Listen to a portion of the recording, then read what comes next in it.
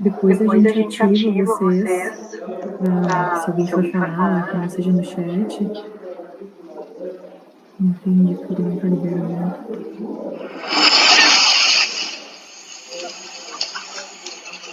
Como é que vocês prepararam? Com saudade disso aqui. Eles botaram pra filmar, eu acho, né? Tudo que deu, sabe? Quando a boneca vai. Tá tudo liberado.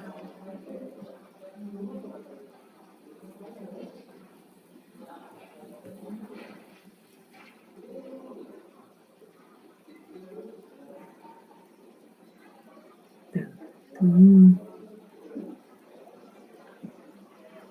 vou esperar, gente, mais uns minutinhos, que eu vejo que tem bastante gente entrando. Só vou organizar os dispositivos aqui e a gente já entra.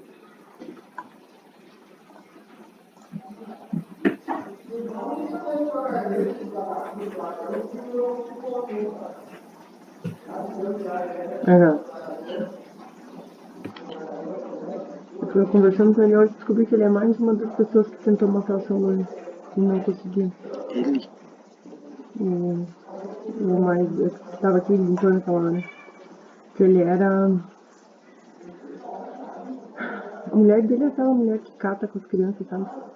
Que tava ali. Ele alugava. Morava Salame, a mãe e uma outra casinha que era do irmão. Ele alugava essa aí do irmão. Que só se incomodava. Inclusive o Salame entrou lá e não deixou nada dentro de casa. Fez a cara de pau de dizer que não vi, entraram. Sendo que ele é bandido, né? Roubo de pobre. De miserável. Que cata e trabalha duro pra pagar o aluguel. Enfim. Daí disse, não dá mais, vamos ter que ir embora, né? Vamos ficar morando aqui, não tem como. Aí no dia de ir embora, estavam tudo carregado já, o piazinho aquele dele pediu pra ir no banheiro, antes de ir embora. E daí ele não devia se detalhe. Daí quando o meu guri foi no banheiro, demorou, tava falando Oi, gente, boa tarde. Aí a mulher montou um pouco, foi pra delegacia, e ele pegou um pau e moeu, né? Só fazendo algumas combinações já com vocês. Se por acaso cair energia elétrica, alguma coisa assim, eu pego pra retirar o celular, mas eu vou conversando com a Andressa, porque a Andressa tem meu celular, né? E daí a gente vai conversando, qualquer questão, enfim, que a gente combinar. Ele apanha todo dia, não tem ninguém aqui na vila, não cagou ele a pau até hoje. Eu. Tem um cliente da mãe que eu tava do lado, eu que dei aquele tiro no joelho dele. Que ele é manco até hoje. O marido de uma cliente. O cara é um amor.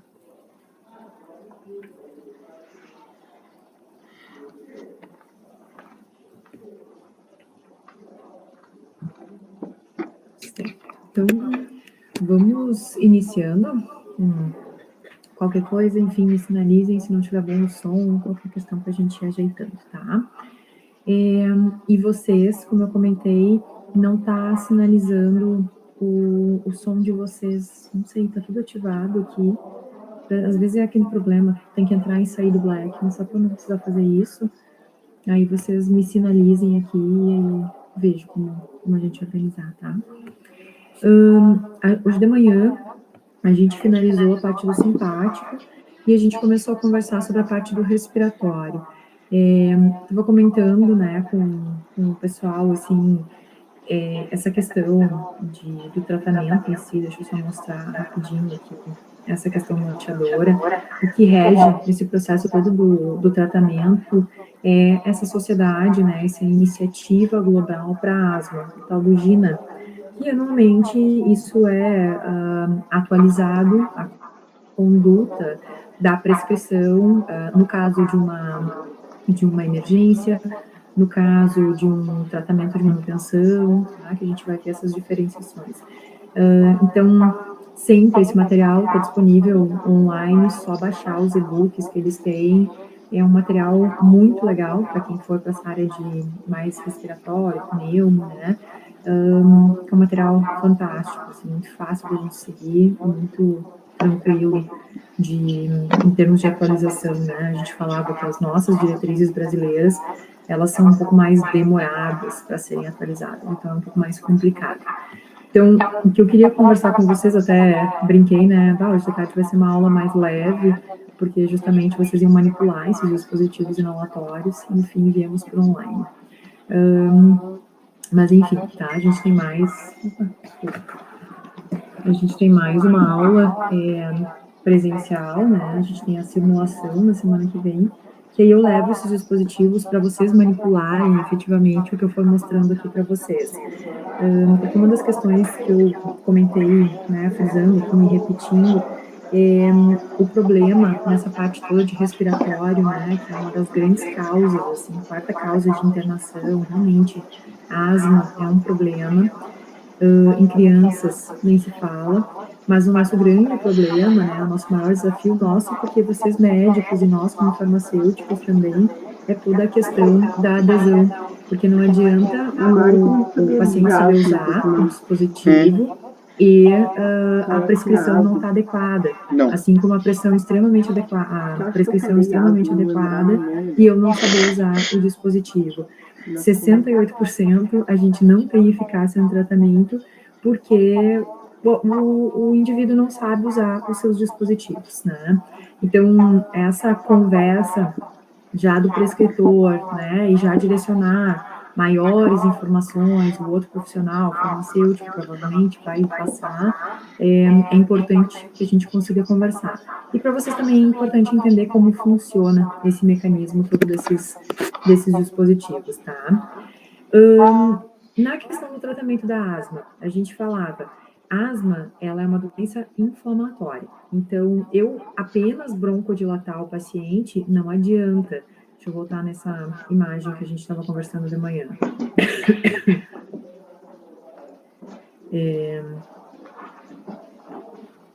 Aqui, né? A gente tem... Vocês conseguem enxergar minha mãozinha, onde eu aponto? Enxerga? Eu mostrando? Que é um recurso que às vezes... Não, esse recurso é ótimo, né? É um recurso que não funciona. Certo. Então, aqui, né?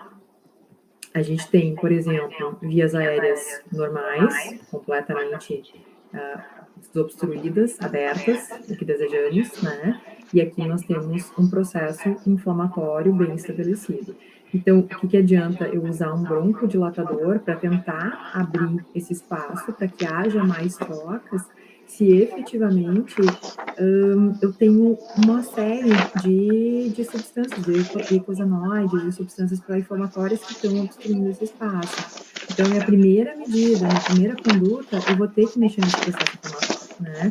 Por isso que o tratamento da asma, na sua grande maioria, no tratamento de manutenção, não de uma crise, né? Mas na sua manutenção, para que o paciente não volte a ter novas crises, vai girar em torno dos corticoides inalatórios ou intranasais, tá? A gente vai ver os dois que a gente tem disponível.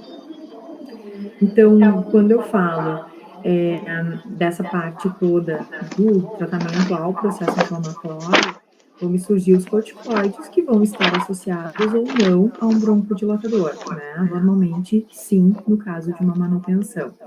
Um corticoide inalatório, ele é um uso diário, né? Justamente para que eu consiga reduzir essa procura a pronto atendimentos, que eu consiga fazer uma manutenção da minha doença, da asma, né? Para eu poder reduzir esse processo inflamatório.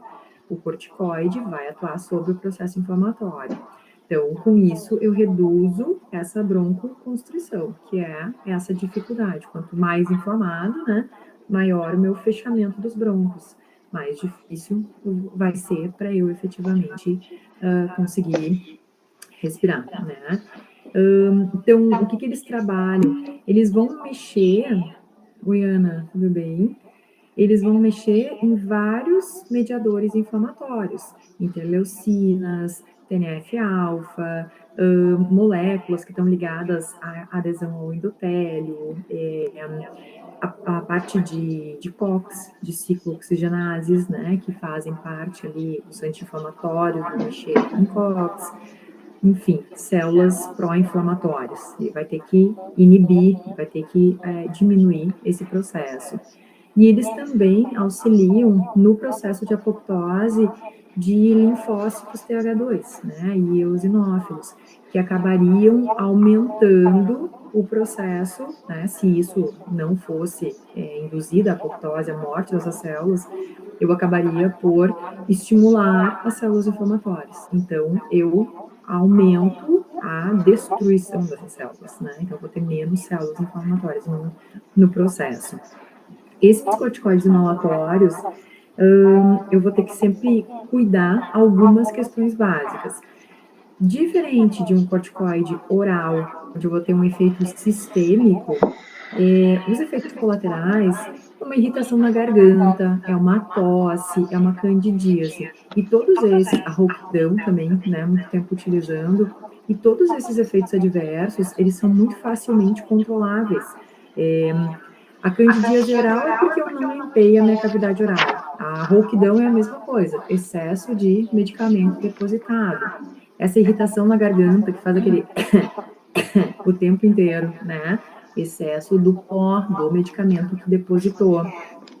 Normalmente, quando a gente pega aqui a bombinha, tá? Esse é o Clenil. Esse aqui é só corticoide, é beclometasona, só o corticoide que eu vou utilizar na forma da bombinha, desse que vai ser pressurizado, né? Sempre vou tirar, vou balançar e vou agitar, né? E vou posicionar. Posicionamento dessa bombinha ou diretamente na boca, em contato, mas em contato, normalmente a gente vai trabalhar quando a gente está falando de um paciente em crise, porque ele precisa posicionar o lábio aqui e fazer essa força em função dessa dificuldade respiratória que ele tem. O mais adequado, hoje de manhã a gente falava, é o uso de um espaçador, né, ou uma distância, um palmo, vocês estão me vendo, né, um palmo da minha boca. Nessa questão, ela é complicada no sentido de que eu tenho que conseguir liberar, apertar a minha bombinha e fazer a inalação no mesmo momento. Então, essa sincronização para o paciente, ela não é simples. Às vezes ele aperta e depois ele abre a boca. Daí ele apertou e fez... Bom, parte já se foi, né? Porque esse jato, ele faz uma pressurização onde as partículas são transformadas em partículas muito, muito, muito pequenas. Por quê? Porque quanto menores, mais profundamente elas chegam. Esse medicamento, ele não pode ficar depositado em trato respiratório superior, ele tem que ir para os pulmões. O corticoide precisa chegar lá nos meus brônquios, que é onde está inflamado, tá? Então, essa partícula muito pequena, com a técnica adequada, permite que chegue ao trato respiratório inferior. Se eu colocar diretamente na boca, essa partícula, o jato, ele vai depositar a sua maior parte na cavidade oral. Então, esse ângulo que eu vou ter aqui no afastamento, que vai fazer com que direcione mais para os pulmões do que eu botar diretamente na minha boca. Então, isso facilita que o medicamento chegue na dose adequada ao local que ele precisa chegar, certo?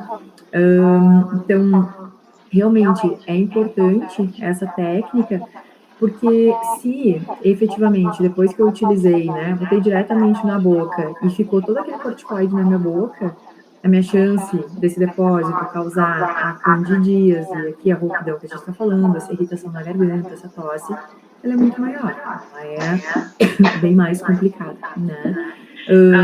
Aí vem a história do bochecho. Utilizei o dispositivo, eu vou fazer um bochecho. Não engolir de jeito nenhum, né? Alguns pacientes dizem, a gente faz um bochecho e engole. De jeito nenhum, tem corticoide. Não quero que o corticoide vá pela via oral. Eu quero um corticoide inalatório, né? Ou seja, que ele vá para o pulmão metaboliza e já sai no ar excretado. Então, não queremos de forma alguma efeito sistêmico, porque se for efeito sistêmico, a gente vai estar falando de outros efeitos colaterais, e não esses efeitos que a gente está falando aqui, tá? Uma questão interessante, como a ideia é realmente a gente trabalhar com essa distância, e é um jato, as partículas vão ser liberadas nesse sentido, pode pegar nos olhos, sempre é importante a proteção do olho, que tem a ver, né? Lembra que corticoide, ele pode mexer em pressão arterial, então, não só na arterial, mas na pressão intraocular. Então, eu posso ter um aumento de pressão intraocular, glaucoma, né? Pacientes com glaucoma, a gente tem que cuidar bastante quando ele libera o jato e tem essa dissipação da partícula. Por isso que é questionável, né, essa questão do afastamento. O ideal é sempre que eu tenho o espaçador. Esse é um espaçador infantil, porque ele tem a máscara, né? Para o adulto, ele não teria. Ele seria só, precisa de mais ou menos a distância de um palmo, esse espaçador. Vou posicionar diretamente na minha boca e o aparelho, ele vai aqui embaixo. Ele vai ser conectado aqui, tá? Então, quando eu faço essa liberação, aqui já está em contato com a minha boca diretamente. Eu não preciso sincronizar, porque a partícula, né, as partículas, melhor dizendo, elas vão ser liberadas no teu espaçador, e aqui tem um filtro que não permite que volte essa molécula do fármaco. Ela só permite que vá nesse sentido, tá? Então, o paciente tem mais tempo para fazer essa inalação, para ficar recebendo essa partícula. Que nessa técnica de inalação também, sempre tu vai expirar, vai botar todo o teu ar para fora, e aí sim, tu vai puxar. E isso, independente de eu estar falando de uma bombinha, um Clenil da vida, que é só corticoide, e de eu falar de um Aerolim, né, que é a mesma bombinha, é o mesmo dispositivo, independente do fármaco, a técnica a ser executada ela é exatamente a mesma, o que depende é o dispositivo que eu estou utilizando, tá? Então, bombinha, sempre esse cuidado. Higienização, sempre. Criança, mais ainda. Limpar dentro da boca. Pega uma gazezinha e limpa dentro da boca. Não deixa depósito de medicamento. Criança pequena com bronquiolite não sabe fazer bochecho, né? Então, eu vou ter que ajudar nessa limpeza. Limpa com a gaze, limpa nessa parte externa, porque a máscara, ela encosta, né? A máscara, ela pega toda essa minha região do rosto, então, como o medicamento está entrando ali, deposita. Isso aqui tudo vai ser área de depósito de medicamento. Daí a criança começa a ficar cheia de pontinhos vermelhinhos, rosinhas, tá? Isso é depósito de medicamento que começa a irritar uma pele muito fina, muito sensível. Então, sempre importante essa higienização. Adulto, criança, tudo igual, tá? Os principais que a gente tem disponível, a beclometasona, ela é muito utilizada, tá? Ela tem uma ação interessante, tá? Uma ação bem potente. A budesonida é das mais utilizadas, e a budesonida tu consegue ver ela até nos intranasais também. Tá na mão. Aqui o Buzonide, por exemplo, né? Aqui eu tenho até o intranasal dele, que vai posicionar, tirar a tampa, posicionar aqui na parte interna do meu... com a nebulização, com medicamentos e os sprays de budesonida. Laura, a nebulização, tu vai ficar recebendo o medicamento por mais ou menos 15 minutos, tá? Naquele volume de soro, onde ele vai ser colocado, 10 minutos para absorver para o medicamento todo entrar, tá? Então, por isso que se faz um tempo a mais, para que efetivamente tu garanta que foi tudo. Então, uns 15 minutos, mas nos 10 primeiros minutos já entrou o que precisava entrar. Como ele está indo com o soro fisiológico, o soro vai removendo essa partícula. Não é um depósito que tu fez num puff, a gente chama de puff, né? Cada dispensada é um puff. É muito rápido e uma quantidade muito grande de partícula. A nebulização, ela vai via soro, ela vai com água, né? Então, ela vai entrando e já vai fazendo essa lavagem, tá? Não deposita o medicamento. O que é importante é a regiãozinha na criança, né, na nebulização, a parte externa, então uma pele onde ficou o tempo inteiro a máscara em contato, né, isso sim. E os sprays de budesonida, acho que tu fala desses nasais, acho que a tua ideia é o nasal. Daí o nasal, a gente nunca vai precisar fazer essa higienização. A higienização é sempre oral. Porque é o oral, a tua salivação, a tua deglutição, melhor dizendo, com a saliva, ela vai empurrar para baixo. E aí ela vai fazer o medicamento que era para entrar para o pulmão e ir via trato gastrointestinal. E aí tu tem um efeito sistêmico, né? Porque daí tu tá fazendo o medicamento entrar no sangue. Aí tu mudou o perfil de efeito colateral e, inclusive, o teu perfil de distribuição do medicamento, né? Então, aqui o intranasal vai direto no nariz e vai pressionar, tá? O que é melhor? Reto, inclinado, contra a parede? Depende muito, tá? Os Avamis da vida, esses aqui, o Avamis é a fluticasona, outro corticoide que eu coloco na sequência aqui, ó. A fluticasona, tá? Muito utilizada. Ela tem um dispositivo ali, a bolinha dela é bem menor do que a budesonida. A budesonida é outro tipo de... Tá horroroso esse medicamento, gente, isso é todo sujo. Consegue me ver? Aqui, tu pode fazer um jato para cima, com essa pontinha mais pontuda. Esse aqui, que é mais abauladinho, assim, mais gordinho, normalmente a gente faz contra a parede. E aí tu tem o depósito do medicamento e à medida que tu vai expirando, ele vai sendo absorvido de uma forma bem lenta. De manhã eu comentei com o pessoal que estava, né, reforçando aqui, corticoide intranasal, a gente está falando de rinite alérgica, a gente está falando de asma, e normalmente um vasoconstritor, que é um Sorinã da vida, esse é mais um tempo bem limitado, 14 dias que eu vou utilizar, é mais emergencial, digamos assim. E aqui, corticoide é mais um tratamento de manutenção, para que eu não volte a ter essa congestão nasal como eu tinha antes, tá, da crise. Além da fluticasona, que a gente está falando, ainda tem a mometasona, o Nasonex. A mometasona, ela também é muito utilizada, né? Ela tem esse tipo de dispositivo, a liberação eu vou baixar e vai ser dispensado o jato. O que é interessante a gente entender, todos esses tipos de dispositivos diferentes, todos eles são intranasais de corticoides. Os mais utilizados, budesonida, fluticasona e mometasona, os mais prescritos, tá? E os mais tranquilos para uso, a mãe da minha colega tanto monitor, intranasal como depois agora. inalatório, nas bombinhas, que a gente vai comentar também. Tá rolando um monte de Mas foto, vídeo e dizendo que tá o fim do mundo na praia. Quando o paciente Foto de compra agora. a primeira vez, né, quando ele vai utilizar a primeira vez o frasquinho, ele precisa ter acesso à bula para saber quantas vezes ele vai ter que desprezar até ele carregar o dispositivo. Cada um é diferente. A Vamisa eu vou ter que desprezar, por exemplo, 7 jatos. O Nasonex eu desprezo 10 jatos. O Buzonide, eu nem me lembro mais quantos são o Buzonide.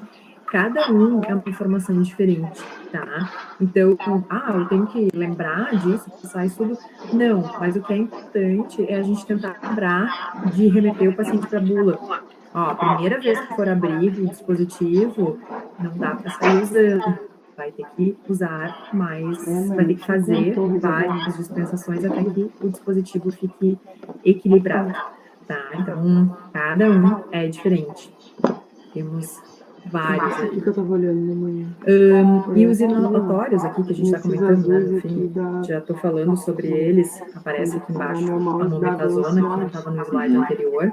Esse é o único que tu tem inalatório e tu não tem... 79, 78, desculpa, né? tu tem intranasal e tu não tem inalatório, tá? Essa parte toda de congestão nasal são fantásticos. 41. E muito mais seguro que um descongestionante nasal vasoconstritor. De novo, criança não pode usar vasoconstritor, idoso, a gente tem que cuidar, hipertenso não deve usar vasoconstritor, gestante, tem que pensar. E o corticoide inalatório passa a ser um baita aliado, né? Porque tem segurança na utilização dele, sem causar efeitos colaterais graves, como a gente vai ter no vasoconstritor se utilizado mais do que 15 dias, né? Que é normalmente o tempo de utilização com segurança desses medicamentos, tá? Mas é bem forte. Como qualquer medicamento, tu tem um pico de resposta, né? E isso vai demorar, a gente fala, em 2 a 3 semanas até às vezes ele ganha força, às vezes perde força. em função daquela minha Mas é bem janela real. Olha o olhinho terapêutica, né? Então, o jeito máximo lá quando tu põe pra girar, da minha janela. menos Tá? um, tu vê direitinho aqueles Posso mexer em dose ao longo do tratamento? Posso, Zonas de provavelmente vou fazer isso, tá? Quando vocês percebem que o paciente está respondendo bem, que ele não tem mais o processo inflamatório crônico, ele não precisa mais de uma dose tão elevada. A gente consegue mexer e ir baixando essa dose, porque ele vai ser beneficiado, né? Em função de efeitos colaterais, em função de menor dose de corticoide. Então, sempre é melhor. Agora, a gente tem casos onde o corticoide ele precisa ser feito de forma oral, ou sistêmica, né? Alguns casos mais graves de uma bronquiolite de uma criança, uma bronquite, né, mais cronificada, um princípio de pneumonia, vai ter que entrar esse corticoide. Muitas vezes é o oral, que aí tu vai ter, não vai fugir do teu efeito sistêmico, né? Passa para o gastrointestinal até chegar na corrente sanguínea. O que acontece, né? Nessas situações que entra. A gente tem efeitos colaterais complicados com o corticoide sistêmico, que foge completamente do que a gente estava vendo ali do inalatório e do intranasal, que é aquela rouquidão, é aquela dor de garganta, que são coisas que eu resolvo se eu fizer o uso de forma adequada, se eu fizer a higienização. No oral, como eu tenho esse efeito sistêmico, eu tenho esse efeito circulante, tá? E aí eu entro na questão da síndrome de Cushing. Síndrome de Cushing, quando é que ela acontece? Claro que eu tenho que ter pelo menos uns 10 dias de uso, né, de corticoterapia, que a gente chama. Os trabalhos mostram uma semana, o paciente já pode mostrar esse tipo de síndrome. É difícil, tá, gente? Em uma semana ele já apresentar uma síndrome de Cushing. Normalmente isso vai começar a se desenvolver depois de 14 dias. E a gente vê mais naquele paciente que faz um uso contínuo, né? Um uso diário dessa medicação por via oral, um paciente comprometido, né? Então a gente tem que fez um transplante, então daí a gente já está até saindo dessa área de respiratório. Mas quando no respiratório o paciente precisa de um corticoide oral, o uso é mais restrito. Normalmente é 5, 7 dias de farmacoterapia e já resolve. Caso ele tenha que se estender, a gente vai ter que tomar um cuidado com o síndrome de Cushing que eu estou conversando. Tá? O que é a síndrome de Cushing? A síndrome de Cushing, ela é causada por esse corticoide sistêmico que começa a afetar todo o nosso metabolismo de forma geral.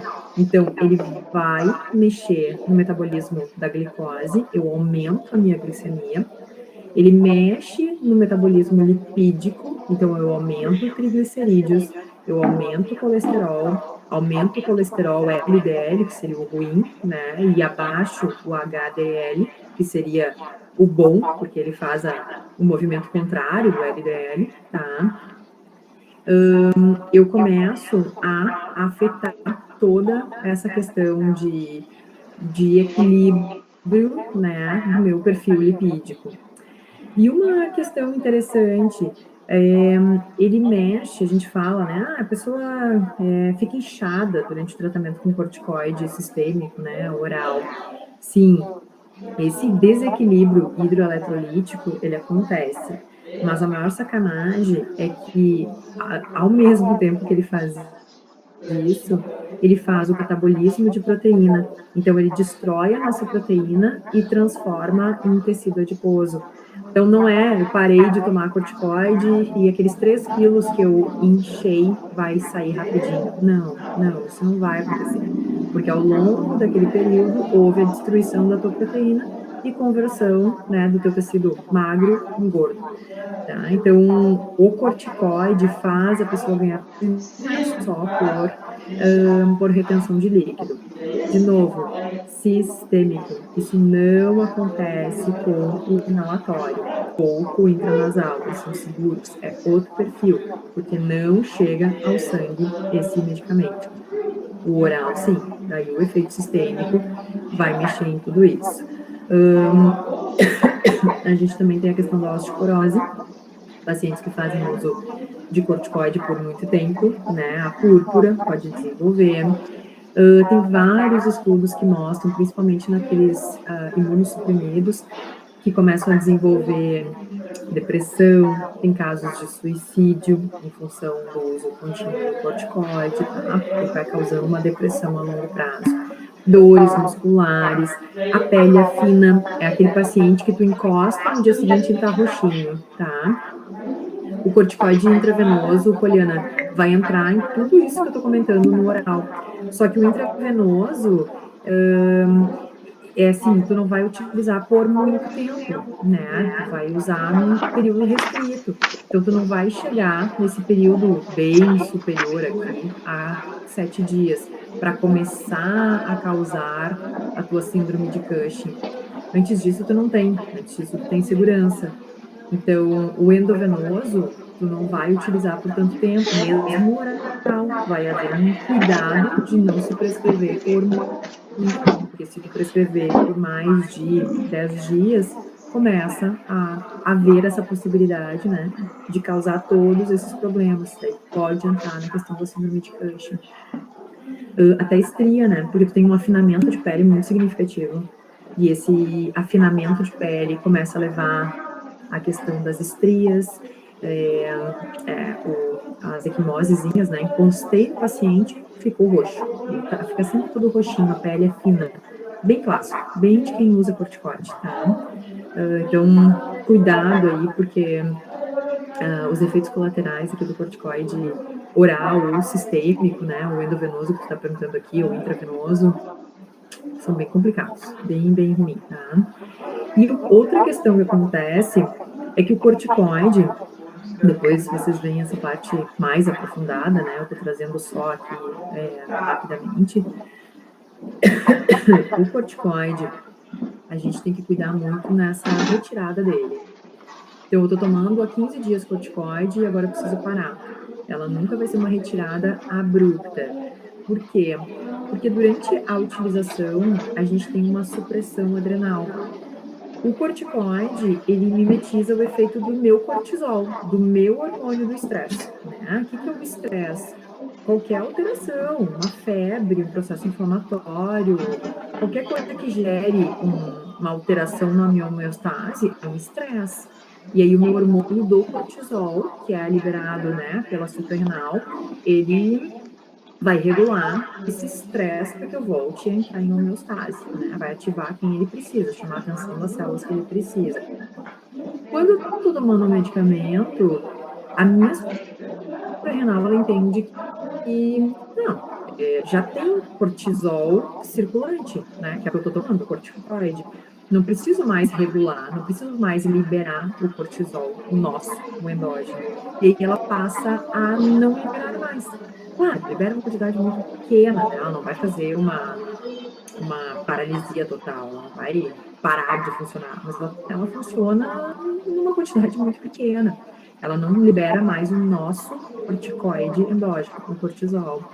Quando eu suspendo o medicamento, a minha suprarrenal não está mais liberando. Então, de uma hora para outra, eu fico sem nada para me ajudar naquele processo, sem defesa nenhuma. Então, sempre quando eu for fazer a retirada do medicamento, ela é lenta, ela é bem gradual, para que eu volte a ativar a minha adrenocortical para ela voltar a liberar o meu cortisol, porque eu estou tirando de fora, até eu ter novamente só o meu funcionando nessa história, tá? Então, sempre essa supressão adrenal, se eu fizer uma retirada rapidamente, o paciente pode até chocar. É bem grave, eu tenho que fazer uma retirada muito lenta. De novo, quanto mais tempo, sou um paciente transplantado, né? Essa retirada é bastante gradual, ela é bem lenta, para que ele não tenha todo esse problema na retirada. E me repito, isso aqui é para sistêmico, é para efeito tratamento oral ou endovenoso. Não se aplica se eu estiver falando de um tratamento inalatório ou intranasal, tá? Daí a gente tem segurança com o corticoide. O vilão todo, ele só é esse vilão todo quando efeito sistêmico, tá? Senão a gente trata bem com corticoide.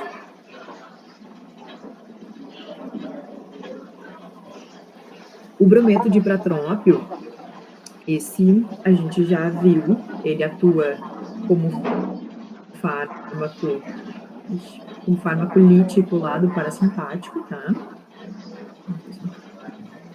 Como lítico do parasimpático, ele faz o bloqueio. A gente viu o ipratrópio e o tiotrópio. O ipratrópio é aquele que tem uma ação curta. Ele pode ser utilizado várias vezes ao dia. O que ele faz nessa ação curta?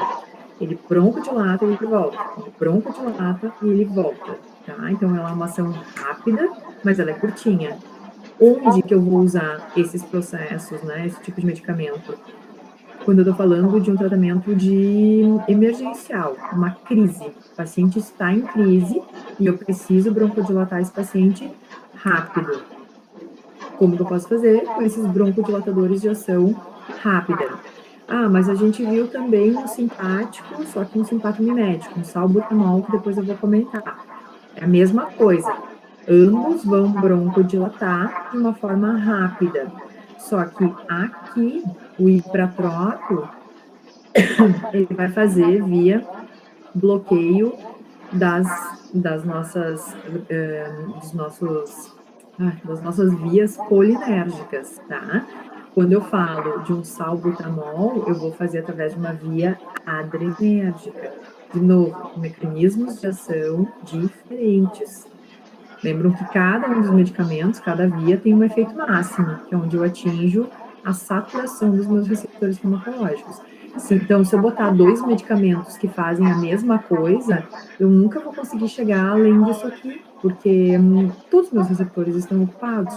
Agora, quando eu boto alguém fazendo via adrenérgica e alguém fazendo via colinérgica, por exemplo, eu somo esses efeitos, porque eles não estão sobrecarregando nenhuma das vias, eles não estão disputando os mesmos receptores, cada um está fazendo do seu lado. Então, eu consigo broncodilatar pela via colinérgica e eu consigo broncodilatar pela via adrenérgica. Tá? Então, um ipratrópio e um salbutamol, um aerolim e um atrovente, muitas vezes são associados para que eu possa ter o maior efeito broncodilatador. Tá? A eficácia é um pouquinho menor de um ipratrópio do que um aerolim, do que um salbutamol. Porque lembrem que a gente tem uma diferença aqui, né? Aqui eu tô falando de um antagonista. Lembrem que o antagonista, ele só liga no receptor, mas ele não ativa esse receptor farmacológico. Diferente de um agonista, que ele vai ao receptor e ele faz a ativação. O antagonista é o cara que ocupa o receptor farmacológico e não faz nada, só fica observando o resto fazer, né? Trabalhar por ele. Então, a resposta dele é um pouquinho mais lenta, um pouquinho mais devagar do que a resposta de um agonista, que vai estimulando a célula. É ele que sai fazendo o efeito mais rapidamente, tá? Então, a gente tem uma ação interessante, isso reduz bastante a parte de hospitalizações, de tempo de permanência, quando administrados em conjunto. É essa função aqui. Dois fármacos fazendo a mesma coisa por vias diferentes. Então, eles conseguem se ajudar. E aí, a gente tem uma resposta bem melhor no paciente, bem mais eficaz, tá? O que pode causar? Uma dor de cabeça, né? Uma secura na boca, aquela coisa de um bloqueio parasimpático, que parece um simpático, né? Diminui a secreção, faz a constrição, por isso a cefaleia, tá? A tosse, o broncoespasmo, né? Retenção urinária, é tudo mais difícil, bem mais difícil, porque eu tô falando de um medicamento que está sendo usado por via inalatória. Eu não tenho o ipratrópio em si aqui, mas ele é uma bombinha anal, que tu vai fazer o jato, né? Tu vai utilizar dessa mesma forma aqui. Então, dificilmente eu vou ter tosse, a não ser que eu não esteja fazendo a técnica adequada de higienização após o uso do medicamento. Daí sim, ele acumula, tá? Mas não tem nenhum estresse, ele funciona bem. O tiotrópio, ele também é bloqueador do parasimpático, mas ele tem uma proposta bem diferente. O Spiriva chegou recente no mercado, que é esse dispositivo um pouco mais moderno, o próprio tiotrope, não é um fármaco muito antigo, não, ele foi desenvolvido há menos tempo. Ele tem uma ação bem longa, uma ação bem mais prolongada, tá? Eu posso usar ele uma vez ao dia. Então, não é um tratamento de resgate, não é um tratamento de emergência, é um tratamento de manutenção. O meu paciente não está em crise, mas eu preciso fazer com que ele não tenha uma nova crise. Então, eu preciso mantê-lo broncodilatado. Então, essa broncodilatação é uma broncodilatação demorada, broncodilata, e daí ela vai voltando, ela broncodilata e ela vai voltando. Ela causa uma menor sobrecarga sobre a musculatura brônquica, né? Ela não fica fazendo esse abre e fecha como os de ação rápida fazem. Então, para manutenção do paciente, eu vou fazer de forma mais lenta e volto. Ele, de novo, ele não está em crise. Eu não preciso fazer esse movimento rápido. Eu faço a manutenção desse paciente de forma tranquila, tá? Esse medicamento, ele é um baita medicamento para DPOC.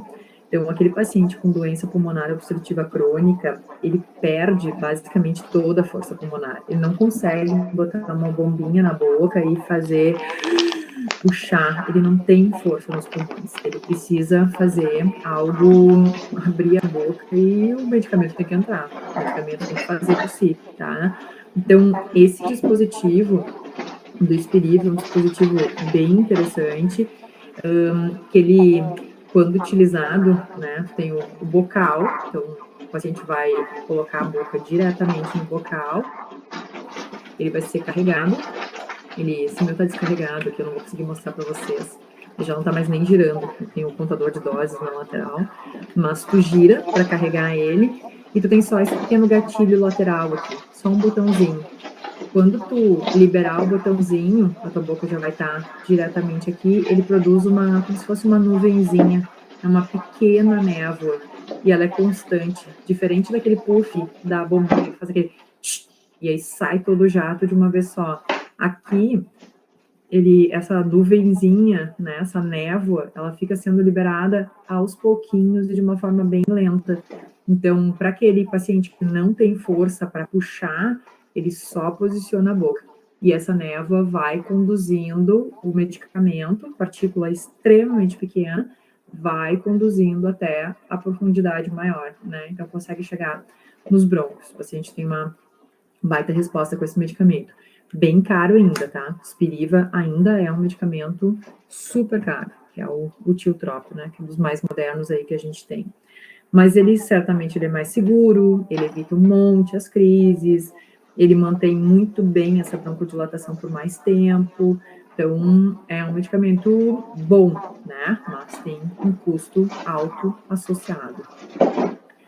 Quando a gente sai, então, do parasimpático, né, que a gente viu e entra no simpático, que a gente conversou também, a gente tem os miméticos.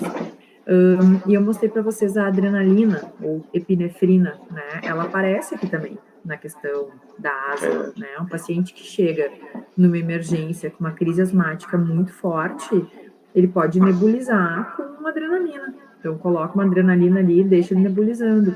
Rapidamente, de novo, é uma névoa. A nebulização, ela também faz uma névoa muito parecida com isso aqui, né? Só que isso é mais rápido.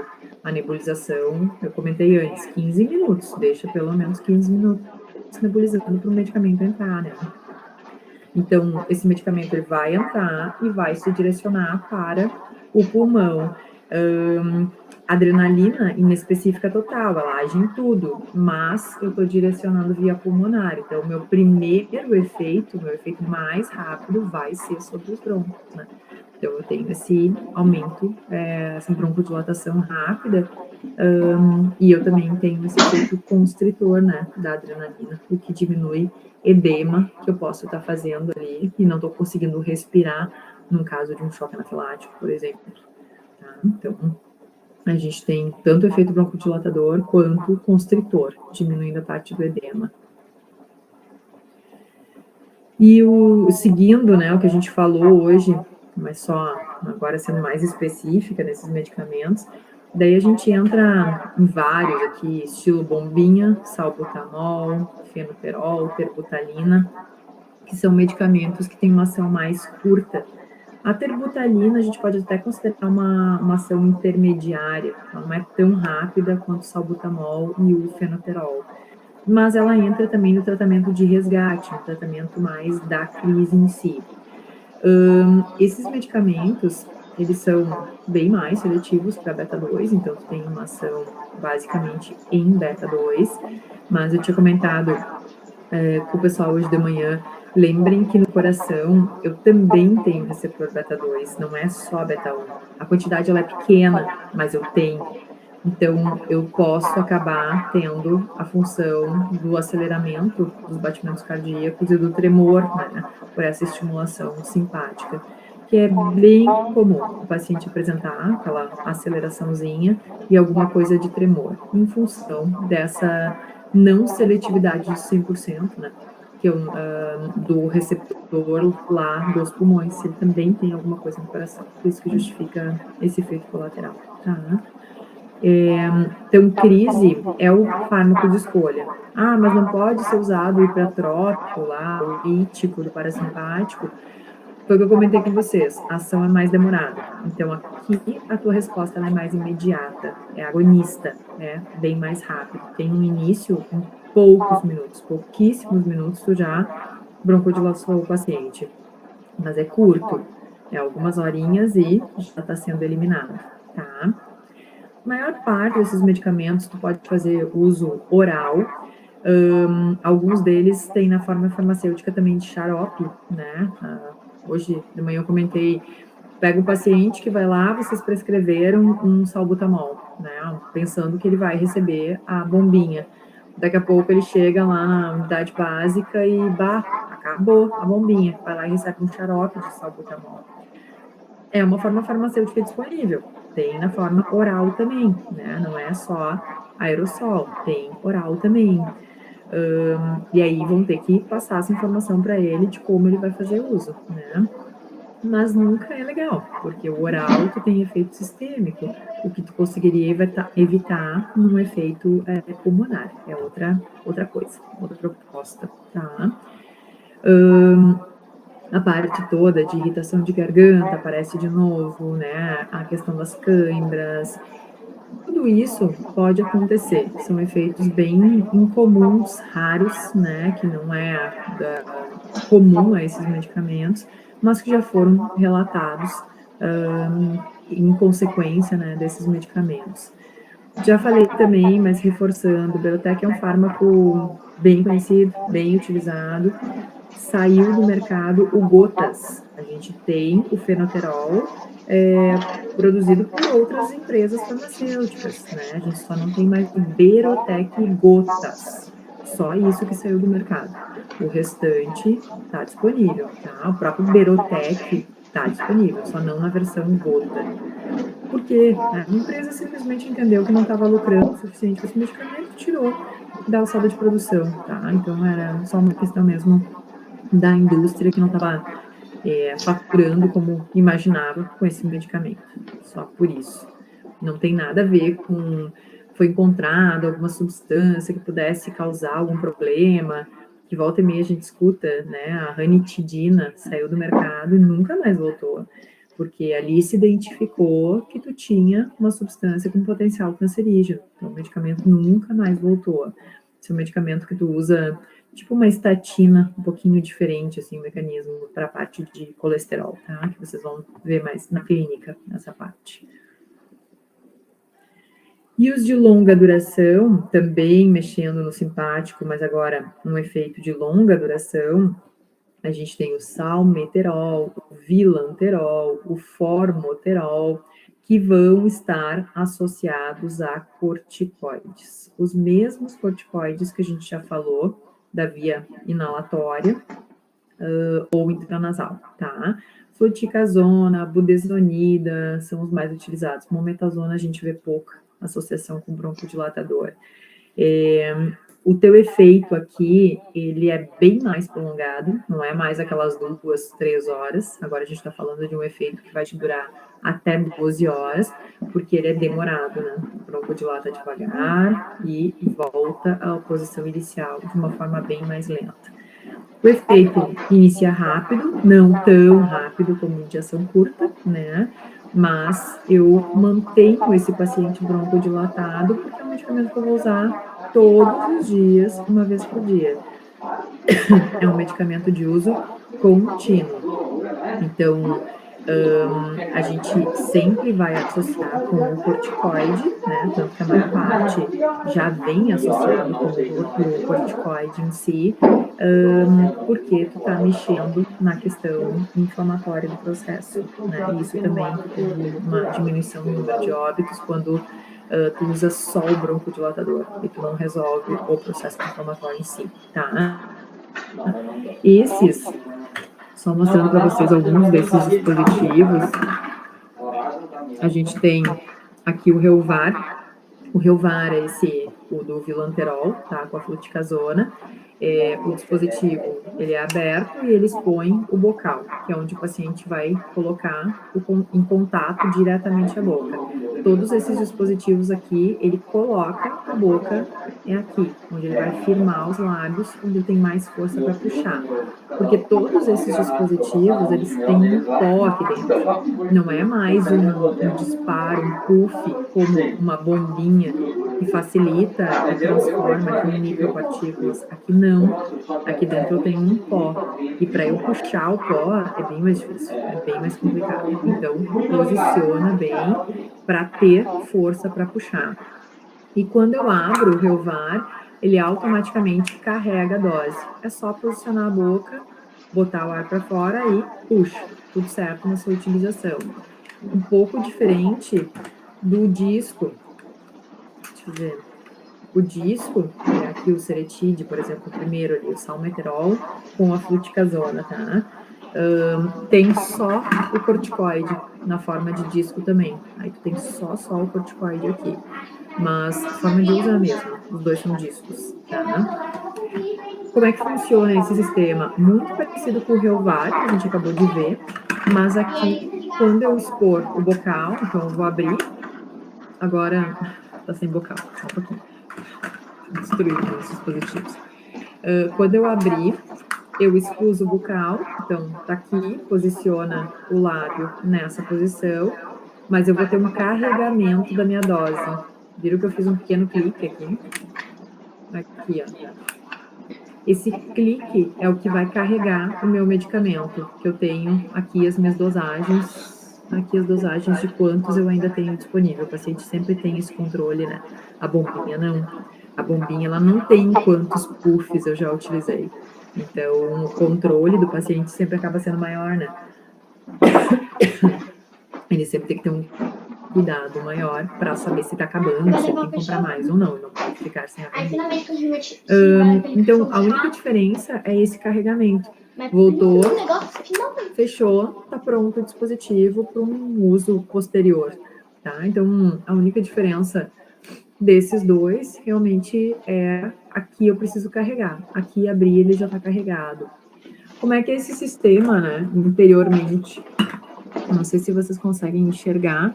A gente tem um esquema espiral aqui. Vocês enxergam isso aqui? Ou fica muito pequenininho?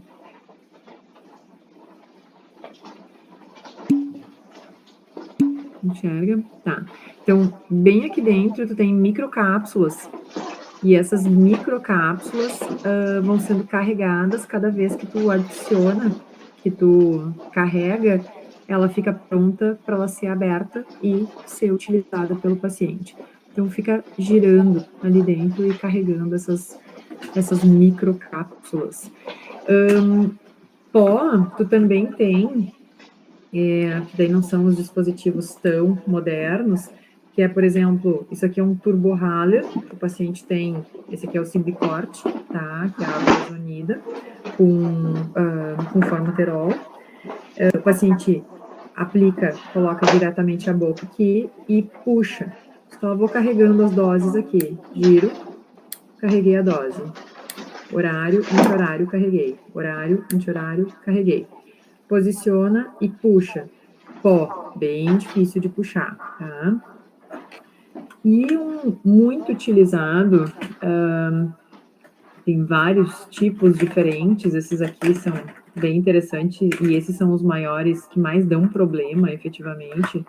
Tem vários tipinhos diferentes. Esses é com uma cápsula. Então, o paciente, quando compra, quando vocês prescreverem, vocês estão prescrevendo um medicamento que vem o dispositivo e vem várias cápsulas transparentes com um pozinho dentro. Nesse dispositivo, ele vai ter que abrir. Normalmente, tu tem um espaço para colocar a cápsula lá dentro, ela vai ser inserida aqui, e umas garrinhas, um botãozinho, que eu tenho umas espécies de umas garrinhas, tá? Essas garrinhas, ela perfura o medicamento e eu vou fechar. Tá pronto para eu utilizar. A boca vai bem pressionada e vai puxar o máximo de força. Vocês imaginem a força que eu tenho que ter aqui, porque o pó, o medicamento, tá dentro de uma cápsula perfurada e eu preciso tirar todo esse pó daqui de dentro e botar para os meus pulmões. Então, nesse caso, são os mais difíceis que a gente tem para o paciente utilizar. É o que requer uma maior força para botar para dentro esse medicamento. Depois que ele utilizou, ele abre o dispositivo e verifica se a cápsula está vazia. Sempre vai ser uma cápsula transparente, para que ele consiga enxergar se o medicamento foi todo, se não tem mais nenhum pozinho. Ah, não foi? Fecha e vai de novo, tá? Esse que eu estava falando para vocês é um que a gente tem bastante problema, porque muitos pacientes tomam a cápsula. Porque é uma cápsula, bem clássico, né? Cápsula normalmente a gente toma. Então eles acabam ingerindo a cápsula e aí a gente acaba tendo esse problema de ir por via oral. E não era por via oral que eu queria por via inalatória, né? E aí tu muda a via de administração, tá? Então, um cuidado. É tudo a mesma coisa. A única diferença é a forma de abertura, quantas garrinhas vão furar efetivamente. Tem no mínimo uns 10 tipos diferentes desse tipo de dispositivo. Todos eles na mesma base. Acha um lugarzinho para abrir, coloca a cápsula, abre para cima, abre para baixo, vários tipos diferentes. Tudo a mesma proposta e sempre com alguma coisinha de garrinha lateral, que é o que vai fazer furar a cápsula, tá?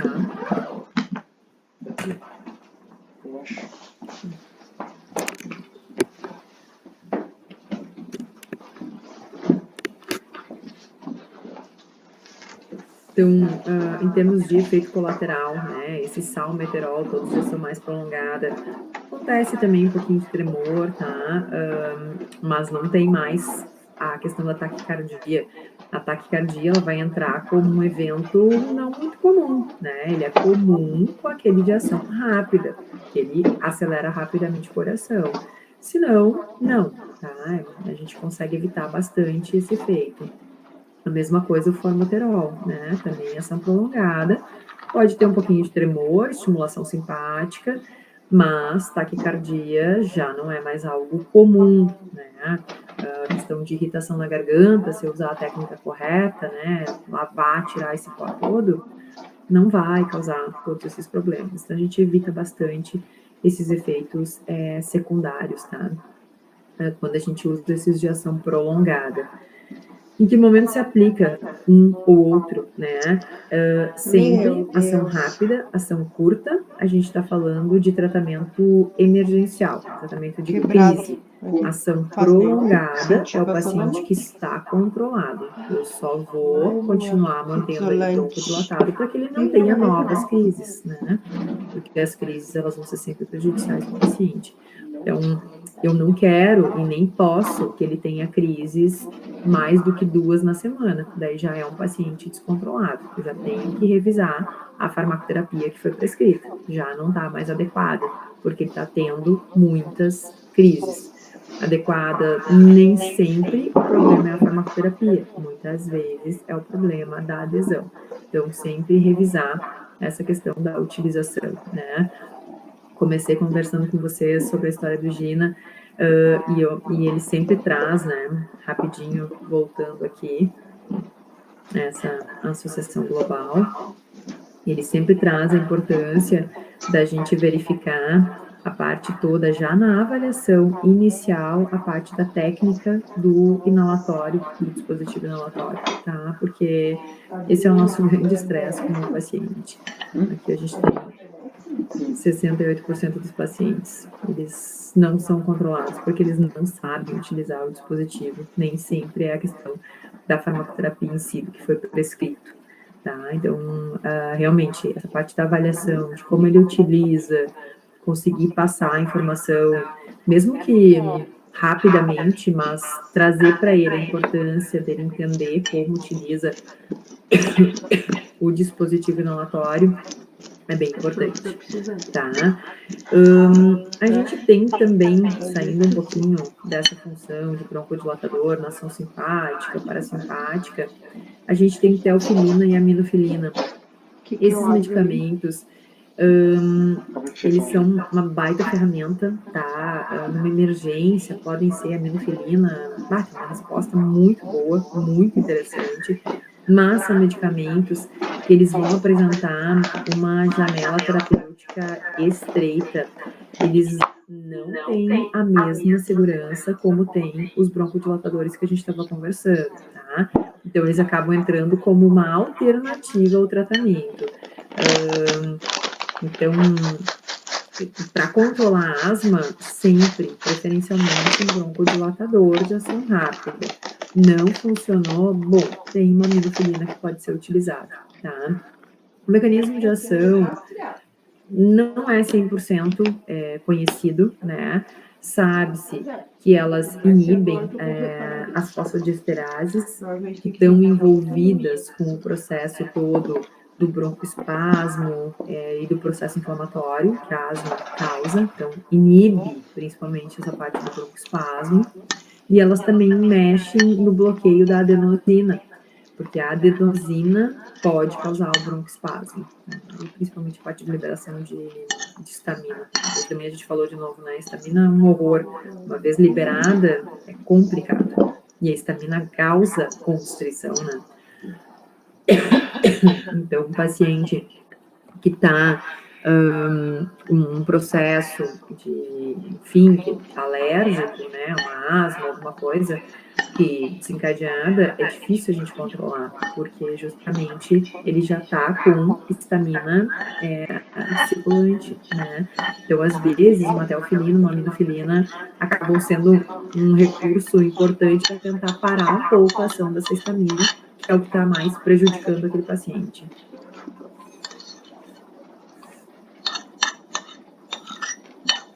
Esses medicamentos, eles afetam um pouco mais a parte de sistema nervoso central, tá? Então, o paciente fica mais agitado, ele fica mais ansioso, por isso que não é um tratamento de primeira escolha, ele entra como um tratamento alternativo, tá?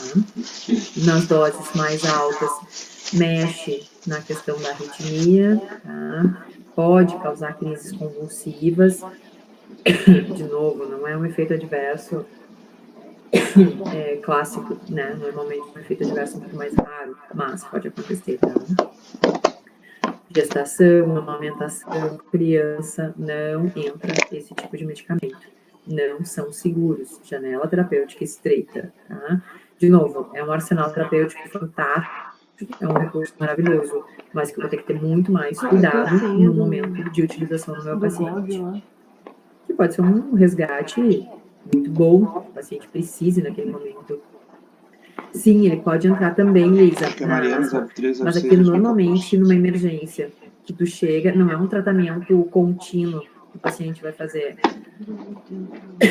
Desculpa, a garganta tá irritada. Eu fico manipulando esses medicamentos aqui, fui irritada.